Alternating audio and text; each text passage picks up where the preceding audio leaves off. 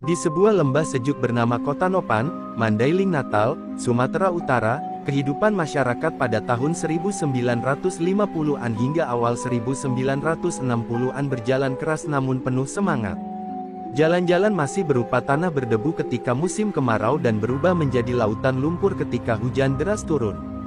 Bagi penduduk, perjalanan dari satu kota ke kota lain bukan sekadar urusan jarak, tetapi perjuangan melawan alam. Di tengah keterbatasan itu, muncullah sekelompok saudagar yang kelak mengubah wajah transportasi darat di Sumatera, keluarga Lubis. Sati Lubis, salah seorang saudagar yang disegani, sering merasa resah ketika melihat hasil bumi seperti kopi, karet, dan damar hanya bisa dipasarkan di lingkup kecil karena sulitnya transportasi.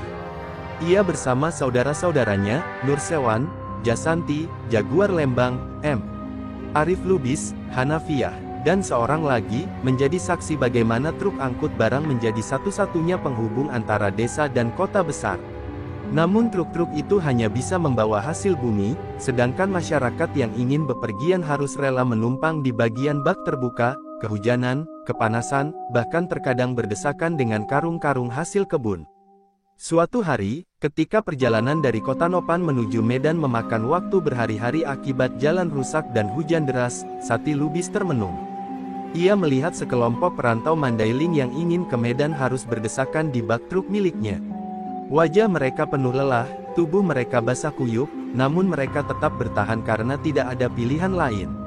Pemandangan itu menancap dalam pikirannya, melahirkan pertanyaan besar, mengapa rakyatku harus menderita hanya untuk menempuh perjalanan? Diskusi demi diskusi pun dilakukan. Di beranda rumah kayu sederhana yang menjadi tempat berkumpul, para saudara Lubis merundingkan ide gila pada masanya, mengubah truk angkut barang menjadi kendaraan penumpang. Tawa skeptis awalnya muncul dari sebagian warga, bahkan dari pedagang lain. Mana mungkin truk bisa jadi bus? Sindir seorang kenalan. Namun keluarga Lubis yakin, jika ada keberanian untuk mencoba, maka jalan akan terbuka. Tak ada modal besar selain keyakinan dan kerja keras. Dengan segala keterbatasan, mereka mulai memodifikasi truk Chevrolet 50 yang mereka miliki. Bak kayu ditutup dan diberi bangku sederhana dari papan.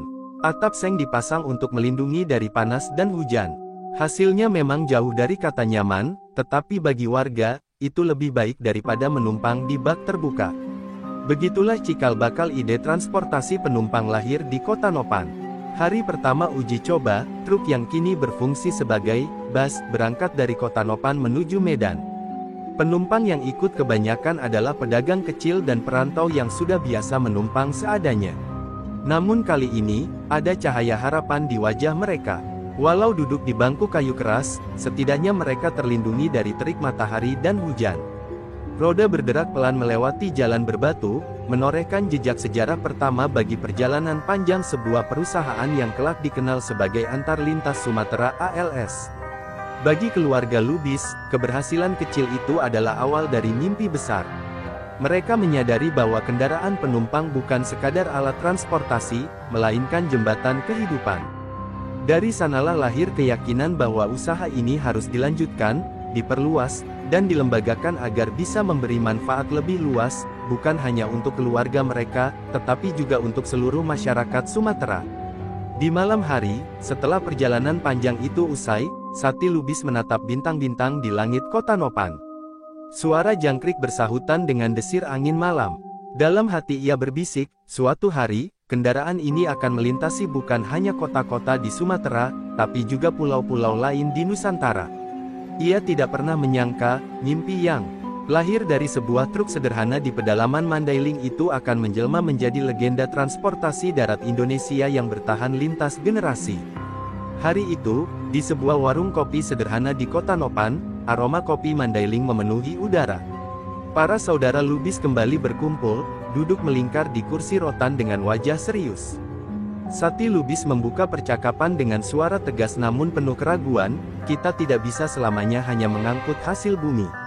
Rakyat kita butuh kendaraan yang layak.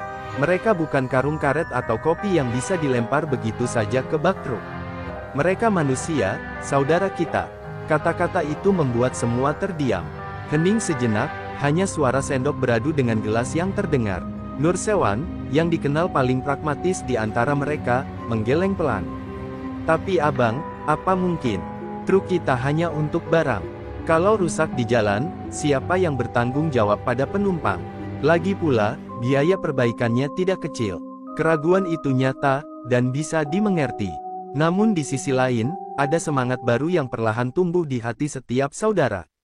Jasanti, yang sejak tadi mendengarkan, tiba-tiba angkat bicara. Aku melihat wajah-wajah itu, Bang. Mereka rela duduk berdesakan dengan karung, kehujanan, tapi tetap bersyukur. Kalau kita bisa memberikan tempat duduk, atap untuk berteduh, bukankah itu sudah lebih dari cukup? Kita bukan hanya berdagang, kita sedang menolong orang. Suaranya bergetar, penuh rasa iba sekaligus keyakinan. Diskusi malam itu menjadi panjang. Mereka menimbang risiko dan peluang, modal yang terbatas, dan tantangan medan yang ganas. Namun semakin lama, semakin jelas bahwa hati mereka sudah bulat. Mereka tidak lagi melihat truk sebagai sekadar kendaraan angkut barang, tetapi sebagai cikal bakal sebuah layanan yang lebih manusiawi. Ide, mengangkut orang dengan truk, yang awalnya terdengar gila, kini berubah menjadi tekad bersama. Beberapa hari kemudian, suara ketukan palu dan gergaji menggema di halaman rumah keluarga Lubis. Truk tua Chevrolet 50 itu dipreteli bak kayunya. Tukang kayu desa dipanggil untuk membuat bangku dari papan panjang, dipaku rapi menempel di sisi kanan dan kiri. Atap sederhana dari seng didirikan, menutupi sebagian besar bak. Modifikasi itu memang kasar, namun memiliki satu tujuan mulia, memberi kenyamanan sekecil apapun bagi penumpang. Ketika truk itu selesai dimodifikasi, banyak warga desa datang berkerumun. Ada yang menertawakan, ada yang menggeleng tidak percaya, dan ada pula yang bertepuk tangan kagum. Truk jadi bas. Ah, ini kerjaan orang-orang gila, celetuk seorang pedagang tua. Namun di mata para saudara Lubis, kendaraan itu adalah simbol keberanian, keberanian untuk mencoba sesuatu yang belum pernah dilakukan sebelumnya di tanah Mandailing. Hari keberangkatan pun tiba. Matahari baru saja naik ketika truk itu berderu pelan di jalan berbatu, meninggalkan desa Kotanopan menuju Medan. Kursi-kursi kayu penuh oleh penumpang, sebagian besar pedagang kecil dan perantau. Meski keras dan sempit, wajah mereka terlihat lega. Ada anak kecil yang tertawa karena bisa duduk di bawah atap, tidak kehujanan. Ada seorang ibu yang berbisik lirih, "Alhamdulillah, perjalanan ini terasa lebih ringan." Senyum mereka menjadi bahan bakar yang jauh lebih berharga daripada bensin di tangki. Sejak hari itu, roda sejarah mulai berputar. Apa yang awalnya dianggap kegilaan perlahan terbukti sebagai terobosan. Para saudara Lubis menyadari, mereka tidak sekadar menemukan cara baru untuk mengangkut orang. Mereka sedang membuka pintu bagi sebuah impian besar, sebuah perusahaan transportasi yang kelak dikenal sebagai Antar Lintas Sumatera, lahir dari tekad, kepedulian, dan keberanian menentang keterbatasan. Kotanopan kembali diguyur hujan deras malam itu. Di sebuah rumah kayu sederhana yang hangat oleh lampu Petromax, 7 saudara Lubis duduk melingkar. Suasana berbeda dari biasanya, kali ini bukan sekadar obrolan ringan, melainkan rapat keluarga yang menentukan masa depan. Sati Lubis menatap saudara-saudaranya dengan mata berkilat. Kita sudah membuktikan truk bisa membawa orang. Penumpang senang, perjalanan lebih layak. Sekarang, waktunya kita jadikan ini resmi. Bukan lagi sekadar coba-coba, tapi perusahaan. Sejenak ruangan terdiam. Angin malam menembus celah dinding kayu, membawa suara jangkrik. Arif Lubis, yang dikenal berhati-hati, membuka suara. Mendirikan perusahaan bukan main-main, Bang. Kita harus punya nama, aturan, dan tanggung jawab. Kalau ada kecelakaan, kalau ada kerugian, siapa yang menanggung? Pertanyaan itu menimbulkan keraguan di benak mereka semua, namun tidak ada yang bisa menyangkal bahwa usaha ini sudah menarik perhatian banyak orang. Hanafiah, yang duduk di sudut sambil mengepulkan asap rokok daun, menghela napas panjang. Kalau kita tetap seperti sekarang, kita akan jalan di tempat. Orang lain bisa meniru, bahkan merebut ide ini. Tapi kalau kita resmikan, kita punya nama, kita punya kekuatan. Ucapan itu membuat semua mata tertuju padanya. Perlahan, keyakinan mereka yang sempat goyah mulai mengeras kembali. Malam itu, di tengah dentuman hujan yang menghantam atap seng, nama besar itu lahir. Mereka sepakat menamainya Antar Lintas Sumatera. Nama yang bukan sekadar rangkaian kata, tapi doa dan visi besar. Mereka ingin kendaraan ini bukan hanya melintasi desa ke kota, tetapi melintasi seluruh pulau Sumatera, bahkan hingga keluar Sumatera. Nama itu menjadi bendera yang akan mereka kibarkan di jalanan panjang penuh debu dan lumpur.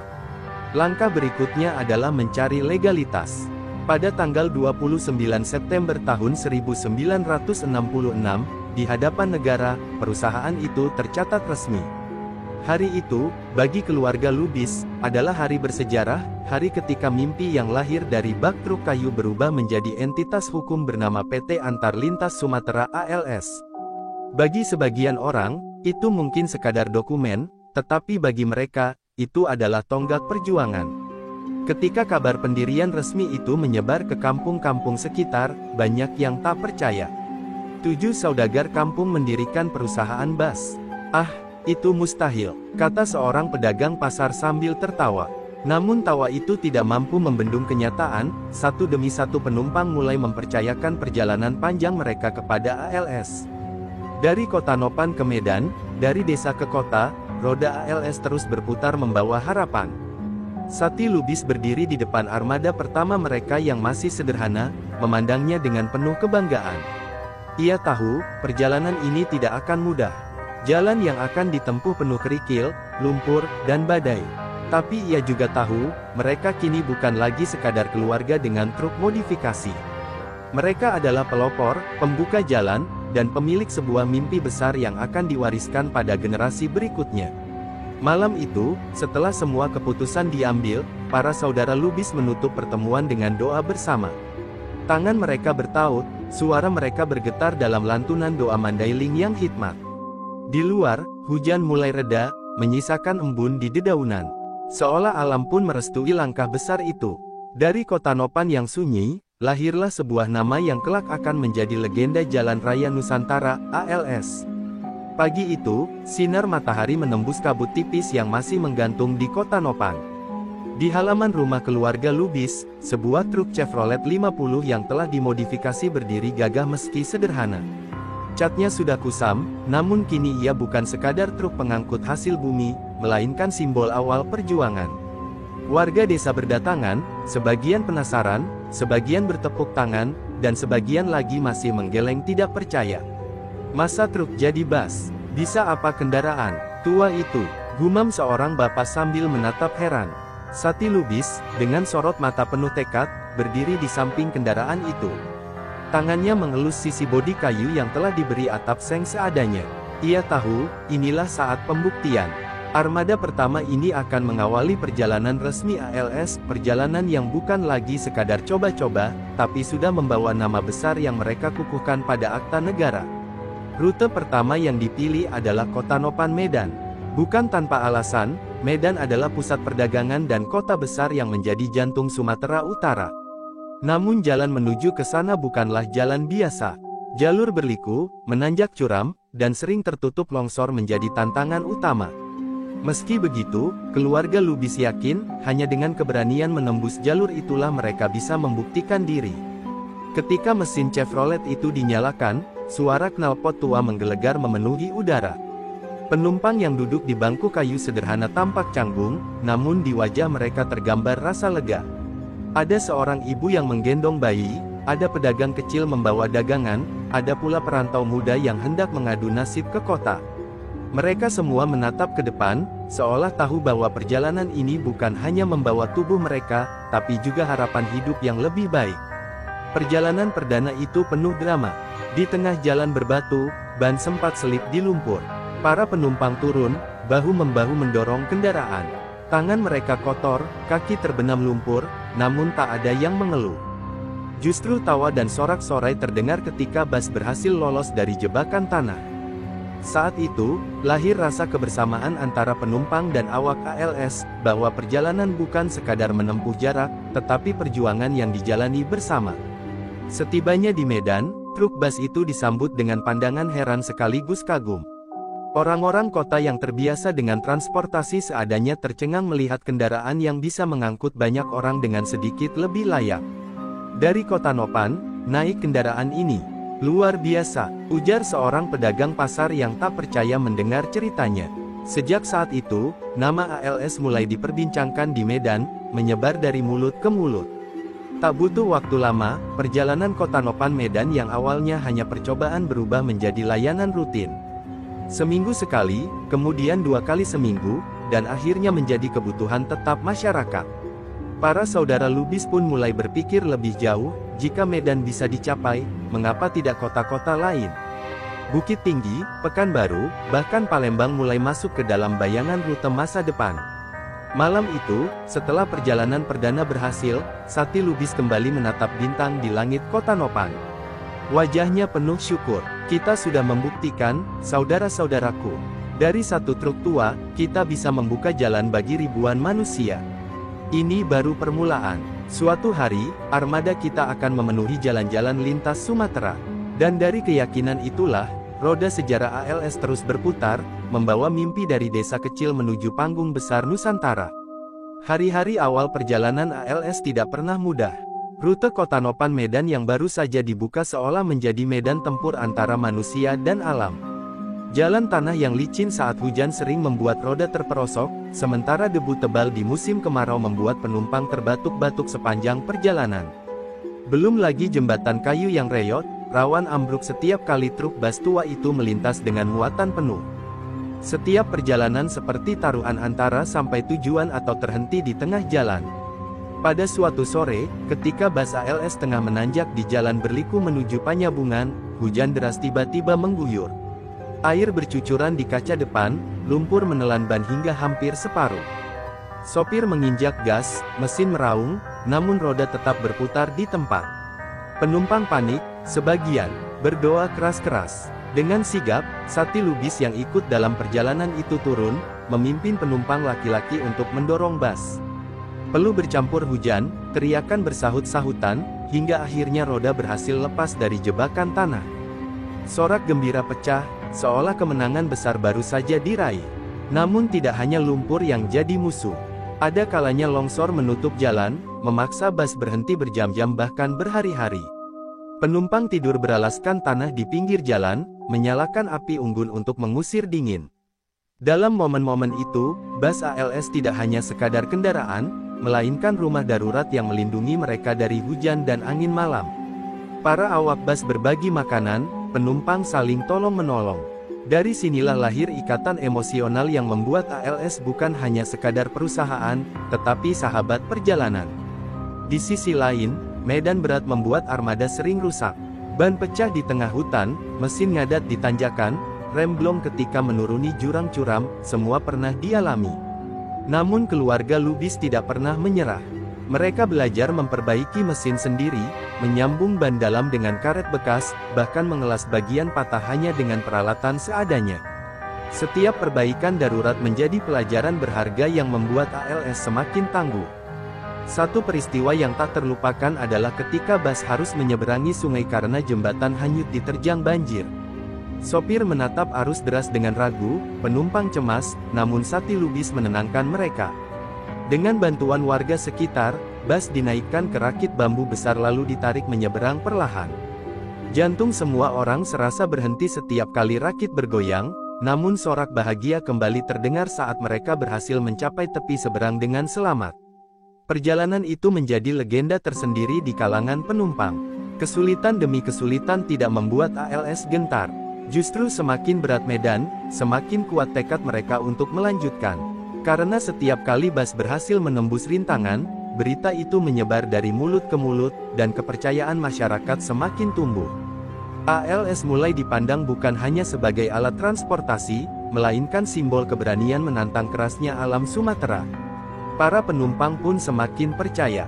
Mereka tahu, jika naik ALS, mungkin perjalanan akan penuh drama, tapi pasti ada usaha keras agar semua sampai tujuan. Keyakinan ini membuat armada ALS semakin penuh dari hari ke hari. Dari Medan ke Kota Nopan, dari Kota Nopan ke Panyabungan, roda ALS terus berputar, membawa cerita perjuangan yang tidak ada habisnya. Di malam-malam penuh bintang, setelah menempuh perjalanan panjang, keluarga Lubis sering berkumpul kembali. Mereka tertawa mengenang betapa banyaknya kesulitan yang mereka hadapi, namun juga terharu melihat hasil kerja keras mereka. Sati Lubis menutup setiap obrolan dengan kata-kata yang selalu sama, kalau kita bisa menaklukkan alam, berarti kita bisa menaklukkan masa depan. Dan memang, masa depan ALS sedang menanti di ujung jalan panjang itu. Keberhasilan ALS menaklukkan jalur Kota Nopan Medan membuka lembaran baru. Permintaan penumpang kian meningkat, banyak orang dari daerah lain yang mulai bertanya, kapan ALS membuka rute ke kampung kami? Pertanyaan itu menjadi pemicu semangat bagi keluarga Lubis. Mereka sadar, jika hanya bertahan di satu jalur, perjuangan mereka akan stagnan. Maka mulailah muncul gagasan besar, memperluas sayap ALS ke berbagai penjuru Sumatera. Rute pertama yang diperluas adalah Medan Padang Sidimpuan. Perjalanan ini dikenal dengan jalur berat yang penuh tikungan tajam dan tanjakan curam di pegunungan Bukit Barisan. Namun justru itulah yang menantang. Dengan modal keberanian dan keyakinan, ALS memberanikan diri membuka trayek baru. Ketika bus ALS pertama kali memasuki kota Padang Sidimpuan, warga berkerumun di tepi jalan, menyambut dengan sorak-sorai. Bagi mereka, kehadiran ALS berarti jalan menuju Medan dan dunia luar kini terbuka lebih lebar. Tak berhenti di sana, ALS mulai merambah ke Sibolga, sebuah kota pelabuhan penting di pantai barat Sumatera. Rute ini bukan sekadar jalur dagang, tapi juga jalur kehidupan. Pedagang ikan bisa membawa hasil tangkapan mereka ke Medan, sementara barang kebutuhan dari kota besar bisa sampai lebih cepat ke pesisir. Setiap kali bus ALS tiba di terminal Sibolga, suasana riuh rendah seperti pesta kecil. Para pedagang, penumpang, dan masyarakat merasakan denyut ekonomi yang semakin hidup. Namun, ekspansi ini bukan tanpa risiko. Jalan-jalan baru yang dilalui seringkali lebih buruk dari jalur awal. Ada yang harus melewati hutan lebat, ada pula yang dipenuhi jurang menganga di sisi jalan.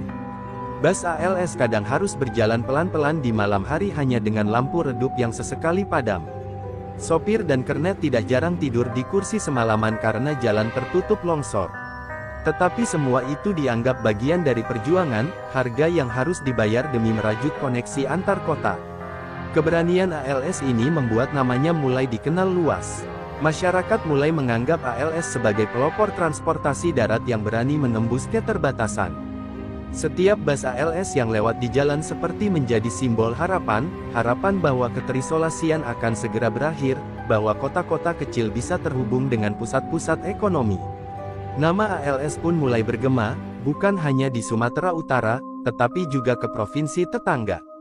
Dalam sebuah malam di rumah sederhana keluarga Lubis, mereka kembali berkumpul.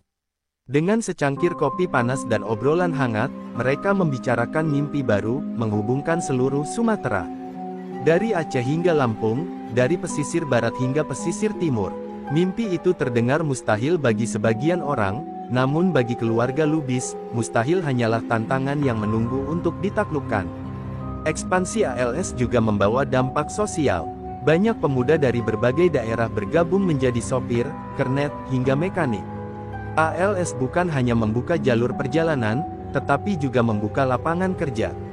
Mereka yang dulunya pengangguran kini menemukan harga diri baru sebagai bagian dari perusahaan yang semakin melegenda. Kehadiran ALS seolah menyalakan cahaya di tengah gelapnya keterbatasan daerah terpencil. Di titik ini, ALS bukan lagi sekadar bisnis keluarga.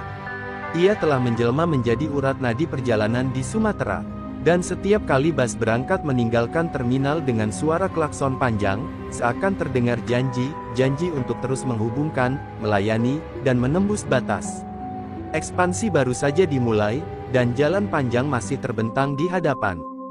Seiring bertambahnya rute dan armada, nama ALS semakin harum di telinga masyarakat. Namun, keberhasilan ini ternyata mengundang perhatian pihak lain, baik pemerintah maupun perusahaan pesaing. Pemerintah mulai memperketat regulasi transportasi darat. Izin trayek, pajak kendaraan, hingga aturan keselamatan jalan menjadi syarat mutlak yang harus dipenuhi. Bagi keluarga Lubis yang sejak awal membangun dengan semangat gotong royong dan modal terbatas, beban administrasi ini terasa berat. Meski begitu, mereka sadar, jika ingin menjadi perusahaan besar, mereka harus belajar mengikuti aturan main. Di sisi lain, perusahaan bus lain merasa tersingi. Beberapa pengusaha transportasi lokal menganggap ALS sebagai pendatang yang merusak wilayah dagang mereka. Tidak jarang muncul ancaman, mulai dari sabotase kecil seperti merusak ban bus saat terparkir, hingga intimidasi sopir di jalan. Sopir-sopir ALS sering mendapat teriakan kasar saat memasuki terminal tertentu, bahkan terkadang dilempari batu oleh pihak yang tidak senang dengan kehadiran mereka. Situasi ini membuat atmosfer perjalanan semakin tegang. Namun keluarga Lubis tidak menyerah. Mereka justru merespons dengan meningkatkan pelayanan. Sopir dilatih agar lebih ramah, bus diperbaiki agar lebih nyaman, bahkan jadwal keberangkatan dibuat lebih disiplin. Mereka sadar, cara terbaik untuk melawan persaingan kotor adalah dengan memberikan pelayanan yang lebih baik sehingga kepercayaan masyarakat semakin kuat. Dan benar saja, meski ada tekanan, penumpang tetap memilih ALS karena keyakinan mereka bahwa perjalanan akan lebih aman dan terjamin. Meski begitu, masalah regulasi tetap menjadi duri. Suatu ketika, sebuah bus ALS sempat ditahan karena izin trayek belum diperpanjang. Penumpang yang kecewa sempat melontarkan protes, namun keluarga Lubis langsung turun tangan. Mereka berjuang ke kantor dinas, mengetuk pintu demi pintu, menjelaskan bahwa ALS bukan sekadar bisnis, melainkan jembatan kehidupan masyarakat. Air mata Sati Lubis bahkan menetes saat ia memohon agar izin trayek segera diproses. Usahanya tidak sia-sia, pihak pemerintah akhirnya luluh, dan bus ALS kembali diizinkan beroperasi. Dari pengalaman itu, keluarga Lubis belajar arti pentingnya birokrasi. Mereka mulai menata administrasi lebih rapi, menugaskan orang-orang khusus untuk mengurus izin dan legalitas. ALS perlahan berubah dari usaha keluarga sederhana menjadi perusahaan yang lebih profesional, tanpa kehilangan semangat kekeluargaan yang menjadi jiwanya. Namun persaingan tidak berhenti. Perusahaan besar dari luar daerah mulai melirik jalur yang sudah dibuka ALS. Armada mereka lebih baru, fasilitas lebih mewah, dan modal jauh lebih kuat. Penumpang mulai tergoda, dan ada kekhawatiran bahwa ALS akan tersisih. Tetapi di tengah bayang-bayang raksasa, ALS justru menemukan kekuatan unik, kedekatan emosional dengan masyarakat. Penumpang bukan sekadar pelanggan, melainkan bagian dari keluarga besar yang selalu disapa dengan hangat. Suatu malam, di tengah diskusi keluarga, Sati Lubis berkata dengan lantang, "Kita mungkin kalah dalam kemewahan, tapi kita tidak akan kalah dalam kepercayaan. Itulah harta terbesar kita." Kalimat itu menjadi mantra yang meneguhkan hati setiap orang di ALS. Mereka terus melaju, dengan keyakinan bahwa loyalitas masyarakat akan menjaga roda bus tetap berputar. Maka meski badai persaingan dan regulasi datang silih berganti, ALS tetap bertahan. Bukan hanya bertahan, tetapi semakin matang. Setiap tantangan membuat mereka lebih kuat, lebih dewasa, dan lebih siap menatap jalan panjang di hadapan. Persaingan tidak lagi dilihat sebagai musuh, melainkan sebagai ujian yang harus dilalui menuju kejayaan.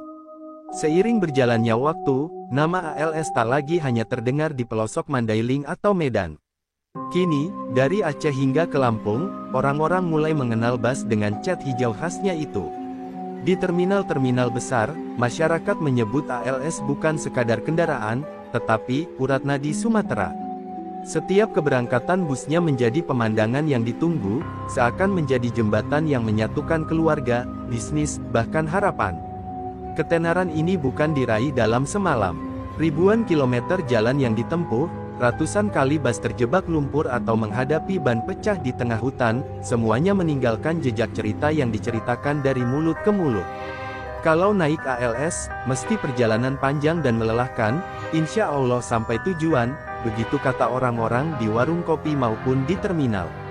Reputasi inilah yang membuat ALS berbeda dari pesaingnya. Para sopir ALS pun mulai dipandang sebagai sosok pahlawan jalanan. Mereka berani melintasi jalur maut di lintasan Bukit Barisan, sabar menghadapi kerusakan mendadak, sekaligus ramah melayani penumpang. Bahkan, banyak penumpang yang menganggap perjalanan dengan ALS sebagai pengalaman berkesan, bukan hanya karena sampai tujuan, tetapi karena hangatnya interaksi di dalam bus.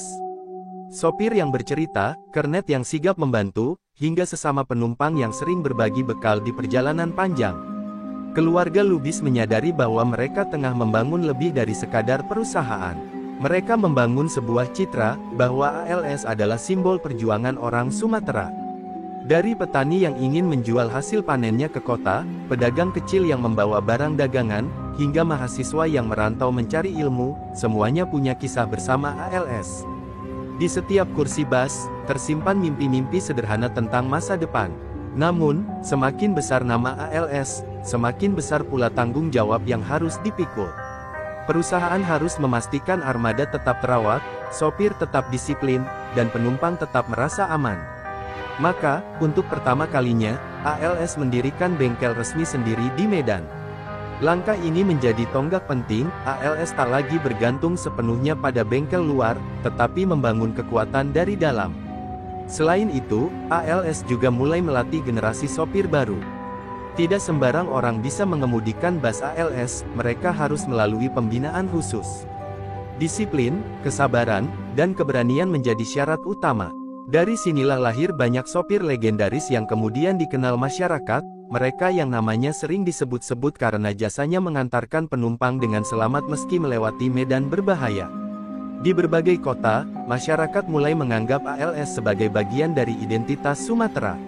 Anak-anak kecil sering melambaikan tangan setiap kali bus ALS lewat, seakan menyapa sahabat lama. Di terminal-terminal, kehadiran ALS selalu membawa keramaian. Bahkan, ada yang bercanda, kalau belum naik ALS, belum sah merantau dari Sumatera. Candaan itu perlahan menjelma menjadi kebanggaan. Pada akhirnya, citra ALS sebagai ikon transportasi Sumatera lahir bukan hanya dari besarnya armada atau luasnya rute, melainkan dari semangat yang terkandung di dalamnya, semangat pantang menyerah, semangat menghubungkan, dan semangat melayani. Di balik setiap klakson panjang yang terdengar di jalan raya, terselip pesan bahwa ALS adalah denyut kehidupan yang terus mengalir di bumi Sumatera. Ketika citra ALS sudah mengakar kuat di Sumatera, keluarga Lubis mulai menatap cakrawala yang lebih jauh. Pulau Jawa, dengan kepadatan penduduknya dan pusat-pusat ekonomi yang sibuk, menjadi tujuan berikutnya. Namun, gagasan ini menimbulkan dilema. Ada rasa bangga ingin memperluas sayap, tapi juga ada rasa takut, apakah ALS yang lahir dari tanah Mandailing mampu bersaing di pulau dengan pemain transportasi raksasa? Diskusi keluarga berlangsung berhari-hari. Ada yang khawatir perjalanan ke Jawa akan menelan biaya terlalu besar, ada pula yang takut nama ALS akan redup di tengah gemerlapnya kompetisi. Namun Sati Lubis, dengan keteguhan hati, berkata, kalau kita bisa menaklukkan Sumatera yang keras, mengapa kita harus gentar dengan Jawa? Jalan hanya akan terbuka bagi mereka yang berani melangkah. Kalimat itu membungkam keraguan, dan keputusan diambil, ALS akan menginjakkan roda pertamanya di Jawa. Rute pertama yang dibuka adalah Medan-Jakarta. Perjalanan ini luar biasa panjang, menembus ribuan kilometer jalan darat, menyeberangi Selat Sunda dengan kapal feri, hingga akhirnya menjejak ibu kota Indonesia. Bus ALS pertama yang masuk ke terminal Pulau Gadung menjadi tontonan. Orang-orang heran, ada bus berplat Sumatera Utara yang berani menempuh jarak sejauh itu. Tak sedikit yang meragukan, namun banyak pula yang kagum. Perjalanan perdana ini penuh drama. Di lintasan Sumatera, ban sempat pecah di malam hari. Di atas kapal feri, bus terguncang hebat oleh gelombang, membuat penumpang ketakutan. Sesampainya di Jawa, jalanan padat kendaraan membuat sopir harus ekstra sabar. Namun, semua itu terbayar ketika bus memasuki Jakarta dengan klakson panjang, disambut penumpang yang menitikkan air mata bahagia karena akhirnya sampai dengan selamat. Namun, tantangan sebenarnya baru dimulai di Jawa. Persaingan di ibu kota jauh lebih ketat dibanding di Sumatera. Perusahaan bus besar dengan armada baru dan fasilitas mewah mendominasi terminal. ALS dengan bus tuanya sempat dianggap remeh. Mana mungkin bus kampung dari Sumatera bisa bersaing di sini, begitu cibiran yang sering terdengar. Tapi ALS tidak datang untuk bersaing dengan kemewahan, melainkan dengan ketulusan dan kerja keras. Perlahan, penumpang mulai jatuh hati. Mereka yang merantau dari Sumatera ke Jakarta menemukan rumah di ALS. Saat mendengar suara logat sopir atau kernet yang akrab dengan bahasa daerah, rasa rindu kampung halaman sedikit terobati. ALS menjadi lebih dari sekadar alat transportasi, ia menjadi penghubung emosional antara perantau dan tanah kelahirannya. Dari sinilah loyalitas baru terbentuk. Ekspansi ke Jawa juga membuka peluang besar. Barang dagangan, surat, bahkan titipan kecil seperti makanan khas daerah ikut mengalir bersama bus ALS. Setiap keberangkatan tidak hanya membawa penumpang, tetapi juga cerita, rindu, dan harapan yang menyeberangi lautan. Perlahan, ALS mulai diterima sebagai pemain baru yang patut diperhitungkan, meski berasal dari tanah Sumatera. Dengan ekspansi ini, ALS resmi menjelma menjadi perusahaan lintas pulau. Perjalanan Medan-Jakarta menjadi ikon baru, membuktikan bahwa tekad bisa menembus jarak sejauh apapun. Keluarga Lubis kembali membuktikan bahwa setiap langkah besar selalu dimulai dengan keberanian menantang rasa takut. Dan kini, roda ALS tidak lagi hanya berputar di jalanan Sumatera, tetapi juga menggelinding di jantung Pulau Jawa. Ekspansi ke Pulau Jawa memberi banyak pelajaran berharga bagi ALS. Di tengah kerasnya persaingan, mereka sadar bahwa sekadar mengandalkan keberanian dan kehangatan pelayanan tidaklah cukup. Penumpang di era baru mulai menuntut kenyamanan lebih, kursi yang empuk, pendingin udara, hingga fasilitas hiburan di dalam bus. Jika ALS ingin bertahan, maka modernisasi armada bukan lagi pilihan, melainkan keharusan. Keputusan itu tidak mudah. Biaya pengadaan bus baru sangat besar, sementara sebagian armada lama masih menjadi tulang punggung perjalanan. Namun keluarga Lubis kembali mengambil risiko. Mereka menjual beberapa aset, meminjam dana dari bank, dan dengan tekad bulat mulai membeli bus-bus modern buatan Eropa yang lebih nyaman, lebih cepat, dan lebih aman. Saat bus ALS dengan AC pertama kali meluncur di jalan lintas Sumatera, banyak orang terperangah. ALS sudah berubah, kata penumpang dengan kagum. Transformasi ini membawa angin segar. Penumpang yang sebelumnya memilih perusahaan lain kini kembali melirik ALS. Tidak hanya karena kenyamanan baru, tetapi juga karena mereka tahu ALS tetap membawa jiwa yang sama, sopir yang ramah, kernet yang sigap, dan rasa kebersamaan di sepanjang perjalanan. Perpaduan antara wajah baru dan semangat lama itulah yang membuat ALS tetap berbeda. Modernisasi tidak hanya soal bus. ALS juga mulai membangun sistem manajemen yang lebih profesional. Tiket kini bisa dipesan melalui agen resmi di berbagai kota, jadwal keberangkatan dibuat lebih tertib, bahkan beberapa terminal khusus ALS mulai didirikan. Semua ini menandai transformasi ALS dari perusahaan keluarga sederhana menjadi perusahaan transportasi modern yang siap bersaing di level nasional. Namun, perubahan ini juga membawa tantangan baru. Beberapa sopir lama merasa canggung mengemudikan bus modern dengan teknologi berbeda. Ada pula kekhawatiran bahwa suasana kekeluargaan akan hilang jika ALS terlalu profesional. Menyadari hal itu, keluarga Lubis menekankan bahwa modernisasi bukan berarti meninggalkan jati diri, melainkan memperkuatnya. Mereka mengadakan pelatihan rutin untuk sopir dan awak bus, memastikan setiap orang bisa beradaptasi tanpa kehilangan rasa kebersamaan. Hasilnya mulai terlihat, penumpang semakin banyak, armada semakin kuat, dan nama ALS semakin menggaung. Kini bukan hanya orang Sumatera yang mengenal ALS, tetapi juga masyarakat di Jawa dan kota-kota besar lain di Indonesia. Setiap kali bus ALS berangkat dengan wajah barunya, ia seakan membawa pesan, perusahaan ini tidak akan pernah berhenti berbenah demi melayani penumpangnya. Namun, di balik gemerlap modernisasi, ada nostalgia yang tetap melekat. Banyak penumpang lama yang masih rindu bus tua ALS yang sederhana tapi penuh cerita. Mereka bercerita tentang perjalanan panjang tanpa AC, tentang suara mesin yang meraung di tanjakan, atau tentang malam-malam dingin di kursi kayu yang keras. Semua itu kini tinggal kenangan, tetapi kenangan yang menjadi fondasi dari kejayaan hari ini. Dengan memasuki era modernisasi, ALS resmi melangkah ke babak baru. Ia bukan lagi sekadar legenda jalanan Sumatera, tetapi telah menjelma menjadi ikon transportasi nasional. Dan keluarga Lubis tahu, ini baru awal dari perjalanan yang lebih besar, karena dunia transportasi terus berubah, dan ALS harus selalu siap untuk menyesuaikan diri tanpa kehilangan jiwanya. Modernisasi armada membawa ALS ke level yang lebih tinggi, namun sebuah kenyataan kemudian muncul, mayoritas penumpang setia ALS adalah para perantau. Dari Mandailing, Minang, Tapanuli, hingga Aceh, ribuan orang merantau ke Jawa untuk bekerja, menuntut ilmu, atau berdagang. Bagi mereka, ALS bukan hanya bus, melainkan urat nadi yang menghubungkan tanah perantauan dengan kampung halaman. Setiap musim mudik Lebaran, Terminal Pinang Baris di Medan dan Terminal Pulau Gadung di Jakarta seakan lautan manusia. Penumpang memadati loket ALS, sebagian sudah memesan tiket berbulan-bulan sebelumnya. Tangisan haru, tawa riang, dan doa orang tua yang melepas anaknya berpadu menjadi pemandangan yang selalu menggetarkan hati. Di tengah hiruk-pikuk itu, bus ALS berdiri tegak, siap mengantar ribuan rindu pulang ke kampung halaman. Perjalanan panjang Jakarta-Medan yang bisa memakan waktu lebih dari 2 hari bukanlah perkara ringan.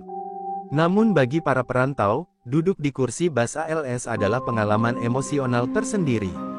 Di sepanjang jalan, mereka saling berbagi cerita, ada yang baru saja menikah, ada yang membawa oleh-oleh untuk orang tua, ada pula mahasiswa yang rindu masakan ibunya. Semua kisah itu seolah menyatu di dalam kabin bus. Tak jarang pula, bus ALS menjadi saksi momen-momen dramatis. Seorang ibu yang melahirkan dalam perjalanan, seorang pemuda yang pulang dengan tabungan bertahun-tahun untuk membangun rumah, atau seorang anak kecil yang pertama kali melihat lautan saat menyeberang Selat Sunda. Setiap kursi bus menyimpan kisah, dan setiap perjalanan adalah bab dalam buku kehidupan para perantau. Keluarga Lubis menyadari peran besar ALS dalam kehidupan mereka. Maka, mereka memberi perhatian khusus pada pelayanan bagi para perantau. Tiket khusus mudik disiapkan, armada ditambah saat musim ramai, dan awak bus selalu diingatkan, ingat, mereka bukan hanya penumpang. Mereka adalah keluarga yang sedang berjuang. Filosofi ini membuat perantau semakin dekat dengan ALS. Tak heran, banyak perantau yang menyebut ALS sebagai rumah kedua. Di tanah rantau, saat rindu kampung menyeruak, mereka langsung membayangkan bus hijau ALS yang siap membawa pulang. Bahkan ada tradisi unik, sebelum merantau, seorang anak muda akan diajak orang tuanya naik ALS, seolah menjadi simbol perpisahan dan doa agar perjalanan hidupnya selamat. Kepercayaan ini menjadi kekuatan besar bagi ALS. Di saat perusahaan bus lain berfokus pada fasilitas mewah, ALS tetap menempatkan hati penumpangnya sebagai prioritas. Mereka tahu, perantau bukan mencari sekadar kenyamanan fisik, tapi juga ketenangan batin, dan itu hanya bisa diberikan oleh transportasi yang dianggap bagian dari keluarga. Dengan posisi ini, ALS semakin kokoh sebagai transportasi andalan perantau. Bukan sekadar penghubung geografis, tetapi pengikat emosional antara rantau dan kampung halaman. Setiap bus yang melaju dari Jakarta menuju Medan, atau sebaliknya, tidak hanya mengangkut manusia, melainkan membawa pulang kerinduan, harapan, dan cinta yang tak pernah putus di jalan panjang kehidupan.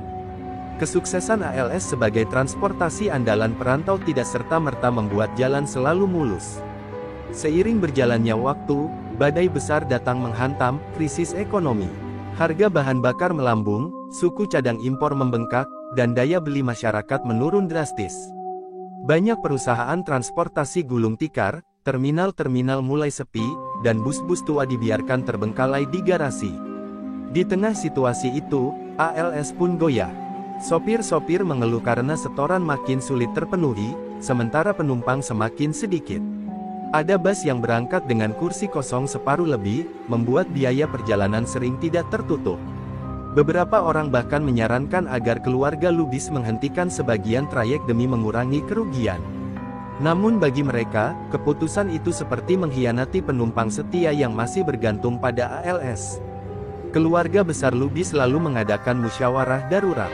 Malam itu, di tengah suara hujan yang mengguyur atap seng, mereka berdiskusi hingga larut. Ada rasa cemas, ada rasa putus asa, tetapi juga ada bara semangat yang tidak padam. Sati Lubis berkata tegas, kita lahir dari jalanan penuh lumpur dan jurang. Apa arti krisis dibandingkan dengan itu? Kita harus bertahan, meski harus berdarah-darah. Strategi baru pun dijalankan. ALS memangkas biaya operasional, memperbaiki bus lama agar tetap layak jalan, dan memberikan tarif khusus bagi penumpang tertentu. Mereka lebih memilih mendapatkan keuntungan kecil daripada kehilangan kepercayaan. Bahkan, ada momen ketika sopir tidak menerima gaji penuh, tetapi tetap setia mengemudi karena rasa memiliki yang begitu besar terhadap ALS. Meski pahit, langkah ini perlahan membuahkan hasil. Penumpang yang awalnya ragu mulai kembali, karena mereka melihat ALS tetap berkomitmen melayani di saat perusahaan lain berhenti beroperasi. Kalau bukan ALS, siapa lagi yang mau antar kami pulang? Begitu suara masyarakat yang membuat semangat bertahan tetap menyala. Namun, perubahan zaman tidak hanya berhenti pada krisis ekonomi. Memasuki era baru, moda transportasi lain mulai bermunculan, pesawat terbang yang kian terjangkau, kereta api yang lebih cepat, hingga mobil pribadi yang semakin banyak. Jalan raya yang dulu dikuasai bus, kini mulai bersaing dengan kecepatan udara dan kenyamanan jalur rel. ALS dihadapkan pada tantangan eksistensi, apakah mereka masih relevan? Alih-alih gentar, ALS memilih beradaptasi. Mereka memperluas layanan, tidak hanya mengangkut penumpang, tetapi juga barang dan paket. Layanan kargo darat mulai diperkenalkan, menghubungkan kota-kota dengan kecepatan dan harga yang bersaing. Dengan begitu, meski kursi penumpang berkurang, ruang bagasi tetap penuh, roda bisnis tetap berputar. Di saat banyak perusahaan runtuh oleh krisis, ALS justru menemukan cara untuk bertahan. Mereka tidak hanya bergantung pada satu jalur, tetapi mencari jalan baru. Seperti filosofi perjalanan mereka selama ini, jika satu jalan tertutup longsor, selalu ada jalan lain yang bisa ditempuh. Dan itulah yang membuat ALS tetap hidup, tetap berdiri, meski zaman terus berubah tanpa ampun. Perubahan zaman semakin terasa, penumpang perlahan beralih ke pesawat dan kereta cepat, membuat kursi bus ALS kian banyak kosong. Namun, keluarga Lubis tidak tinggal diam. Mereka sadar bahwa roda bisnis harus terus berputar, walau jalurnya mungkin harus sedikit berubah. Dari sanalah lahir gagasan besar, menjadikan ALS bukan hanya sebagai pengangkut penumpang, tetapi juga sebagai penghubung barang dan kargo antar kota dan antar pulau. Langkah itu awalnya dianggap berisiko. Bagaimana mungkin perusahaan bus yang terkenal karena mengantar perantau ke kampung halaman kini merambah ke dunia logistik? Tetapi realita di lapangan berkata lain. Ketika penumpang semakin sedikit, justru barang-barang kebutuhan rumah tangga, hasil bumi, hingga paket kiriman dari para perantau terus bergerak tanpa henti. Keluarga Lubis menangkap peluang itu dengan cepat. Mereka mulai memodifikasi beberapa armada bus, memperluas bagasi, dan menambahkan sistem pencatatan kargo yang lebih rapi. Tidak lagi hanya tiket penumpang yang dicetak, tetapi juga resi pengiriman barang. Nama ALS perlahan-lahan dikenal tidak hanya sebagai bus penumpang Medan-Jakarta, tetapi juga sebagai jalur kargo andalan Sumatera Jawa. Transformasi ini bukan tanpa tantangan. Sopir-sopir yang terbiasa mengantar manusia kini harus belajar mengelola barang. Setiap paket harus aman, tidak boleh cacat, dan harus sampai tepat waktu. Ada kalanya sopir harus berhenti lebih lama di kota kecil untuk memastikan barang diturunkan dengan benar. Namun, justru disitulah mereka belajar arti baru dari pelayanan, bukan hanya menjaga kenyamanan penumpang, tetapi juga menjaga kepercayaan pemilik barang. Perlahan tapi pasti, bisnis kargo ALS berkembang pesat. Para perantau yang dulu pulang dengan bus kini lebih sering mengirim barang ke kampung halaman melalui ALS. Orang tua di desa bisa menerima beras, pakaian, hingga oleh-oleh anaknya dari kota besar dengan selamat.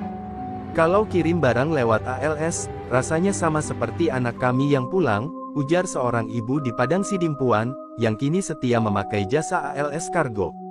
Diversifikasi ini membuat ALS kembali bangkit. Saat perusahaan lain tumbang karena hanya mengandalkan penumpang, ALS justru menemukan urat nadi baru untuk bertahan. Keuntungan kargo mulai menopang jalannya operasional bus, bahkan mampu membeli armada baru. Identitas ALS pun semakin kokoh, bukan hanya sekadar bus, tetapi jembatan hidup antara kampung dan kota.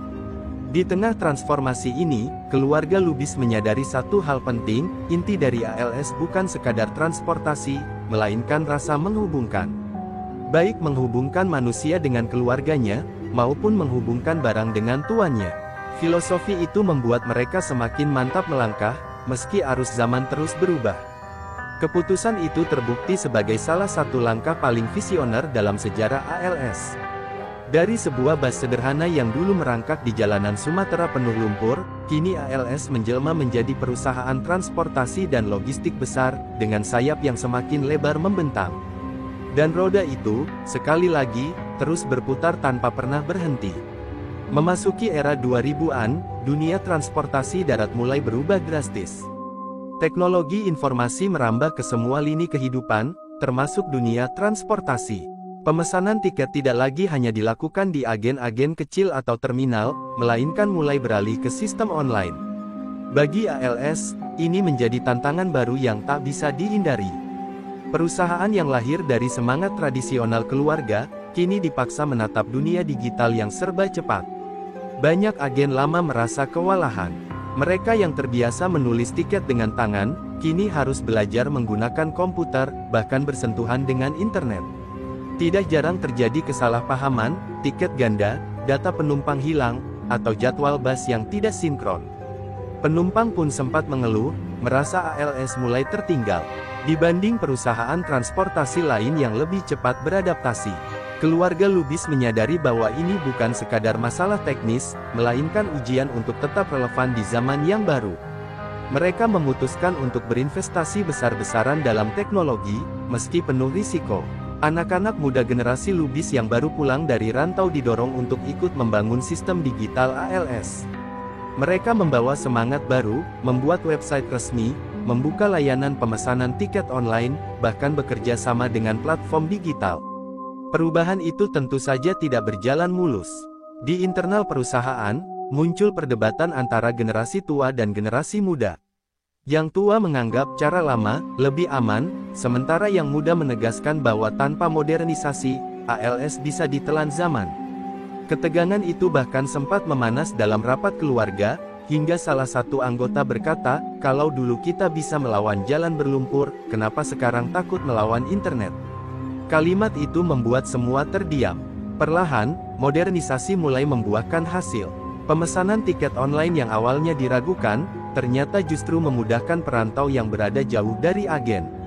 Seorang mahasiswa asal Medan yang kuliah di Yogyakarta bisa memesan tiket ALS hanya dengan ponsel, tanpa perlu lagi datang ke terminal. Bagi mereka, ini adalah kemudahan yang sangat berarti. Namun, tantangan digital bukan hanya soal tiket. Persaingan dengan moda transportasi lain semakin ketat. Pesawat semakin murah, kereta api semakin nyaman, dan layanan travel kecil semakin agresif. ALS harus mencari cara agar tetap menjadi pilihan utama. Mereka memperbaiki armada, menghadirkan bus lebih modern dengan fasilitas AC, reclining seat, bahkan Wi-Fi. Bus ALS kini bukan lagi sekadar alat transportasi, melainkan ruang nyaman di tengah perjalanan panjang. Transformasi ini mengubah wajah ALS. Dari perusahaan tradisional yang lahir di jalanan tanah dan berbatu, mereka kini melangkah ke dunia digital dengan kepala tegak. Nama ALS tetap bergema di hati para perantau, karena mereka tidak hanya menjual perjalanan, tetapi juga menjual rasa pulang, rasa rindu yang tersambung lewat roda bus mereka. Di balik semua itu, ALS kembali membuktikan jati dirinya. Zaman boleh berubah, tantangan boleh datang silih berganti, tetapi semangat mereka untuk bertahan dan beradaptasi tidak pernah padam. Seperti bus yang menembus malam panjang, ALS tetap melaju, mencari cahaya di ujung jalan. Awal tahun 2020 menjadi masa yang tak akan pernah terlupakan bagi dunia, termasuk ALS. Pandemi COVID-19 melanda, membawa gelombang ketakutan, ketidakpastian, dan kebijakan yang membekukan hampir semua roda transportasi. Terminal-terminal yang biasanya penuh dengan hiruk-pikuk penumpang mendadak lengang, bus-bus ALS yang biasanya melaju siang malam kini terparkir berderet tanpa suara mesin. Sunyi itu bagai luka yang menggores dalam. Keluarga besar ALS terhantam keras. Pendapatan terjun bebas, sopir dan kru kebingungan karena tidak ada perjalanan, sementara biaya perawatan armada dan gaji tetap harus dipikirkan. Bus kita ini bukan sekadar besi, ia punya nyawa. Kalau tidak bergerak, ia akan mati, ucap salah satu mekanik tua dengan mata berkaca-kaca. Kata-kata itu mencerminkan betapa beratnya situasi. Banyak perusahaan transportasi lain menyerah, menutup usaha, atau menjual armada. Tapi bagi ALS, menyerah bukan pilihan. Mereka mencari cara agar tetap bisa bertahan. Di saat penumpang tak bisa bepergian, ALS memfokuskan diri ke bisnis kargo. Armada bus diubah fungsinya untuk mengangkut barang, obat-obatan, bahkan kiriman darurat ke berbagai daerah. Di tengah ketakutan pandemi, bus ALS menjadi semacam urat nadi yang tetap menghubungkan kota-kota. Namun, perjuangan itu tetap penuh rintangan. Ada sopir yang ketakutan tertular, ada kru yang Harus rela berpisah lama dengan keluarga karena jalur perjalanan dibatasi. Bahkan, pernah ada bus ALS yang dicegat aparat karena dianggap melanggar aturan pembatasan mobilitas. Semua itu menjadi ujian mental yang luar biasa. Tapi tekad mereka satu, ALS tidak boleh berhenti bernafas. Di tengah keterpurukan, muncul pula kisah haru. Seorang perantau di Jakarta yang tak bisa pulang ke Sumatera menitipkan sembako untuk keluarganya melalui ALS. Ketika barang itu sampai, sang ibu menangis terisak di depan agen ALS. "Kalau tidak ada ALS, entah bagaimana nasib kami di kampung," katanya. Kisah-kisah seperti inilah yang membuat kru dan manajemen merasa perjuangan mereka tidak sia-sia. Perlahan, setelah gelombang pandemi mereda, roda kembali bergerak. Penumpang mulai kembali, meski jumlahnya belum sebanyak dulu. Setiap kursi yang terisi terasa seperti anugerah. Sopir yang menyalakan mesin setelah berbulan-bulan terhenti merasakan getaran emosional, seakan bus itu sendiri ikut menangis lega. Pandemi menjadi cambuk sekaligus pelajaran terbesar. ALS menyadari bahwa daya tahan mereka bukan hanya soal bisnis, tetapi soal jiwa. Mereka belajar bahwa perusahaan ini bukan hanya tentang laba dan rugi, melainkan tentang arti kehadiran di tengah masyarakat.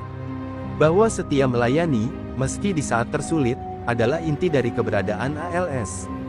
Dan dari kegelapan pandemi itu, ALS keluar dengan wajah baru, lebih tangguh, lebih rendah hati, dan lebih siap menghadapi masa depan.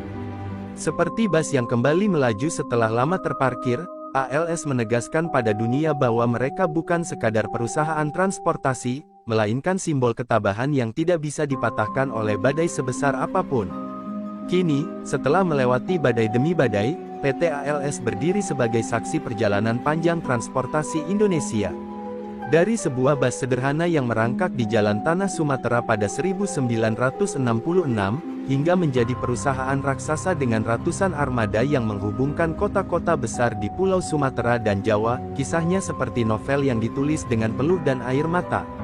Setiap kursi, setiap roda, seakan menyimpan cerita tentang rindu, perjuangan, dan pengorbanan. Di terminal-terminal besar seperti Medan, Pekanbaru, Padang Sidimpuan, hingga Jakarta, nama ALS masih bergema dengan wibawa. Bagi para perantau, bus ALS bukan sekadar transportasi, melainkan jembatan pulang. Di kursi yang bergoyang mengikuti jalan, mereka membawa kerinduan, harapan, bahkan air mata. Tidak sedikit yang berkata, kalau belum naik ALS, rasanya belum benar-benar pulang. Generasi muda keluarga Lubis kini mengambil tongkat estafet. Mereka membawa semangat baru, memperkuat digitalisasi, memperluas layanan kargo, bahkan merencanakan ekspansi ke bisnis modern yang lebih luas. Namun di balik semua inovasi itu, ada satu pesan yang selalu diingatkan oleh para pendiri, jangan pernah lupakan akar kita. Akar itu adalah dedikasi untuk rakyat kecil, untuk perantau, untuk mereka yang rindu kampung halaman. Meski persaingan semakin sengit, ALS tetap punya tempat istimewa. Pesawat boleh lebih cepat, kereta boleh lebih nyaman, travel boleh lebih praktis, tetapi bus ALS menawarkan sesuatu yang tak tergantikan, perjalanan yang penuh makna. Di dalam bus, orang belajar sabar menempuh ribuan kilometer, bertemu orang asing yang jadi teman sebangku, dan melihat lanskap negeri dari jendela yang panjang. Itu semua adalah pengalaman hidup, bukan sekadar perjalanan. Warisan ALS juga hidup dalam kisah-kisah kecil. Tentang sopir yang rela menunggu penumpang terakhir yang terlambat, tentang kru yang membantu nenek renta naik bus, tentang barang kiriman sederhana yang sampai tepat waktu ke tangan keluarga. Hal-hal kecil itulah yang membuat ALS tetap dicintai, bukan hanya sebagai perusahaan, tetapi sebagai bagian dari kehidupan masyarakat. Kini, ALS tidak hanya menjadi kebanggaan Sumatera Utara, tetapi juga kebanggaan Indonesia. Nama besar ini telah menorehkan sejarah bahwa dengan keberanian, kekompakan keluarga, dan keteguhan hati, sebuah usaha kecil bisa menjelma menjadi kekuatan raksasa yang bertahan lintas generasi. Malam-malam panjang di jalan lintas Sumatera masih menjadi saksi bisu. Di balik deru mesin bus ALS yang menembus gelap, ada doa-doa yang terucap, ada harapan yang dibawa pulang.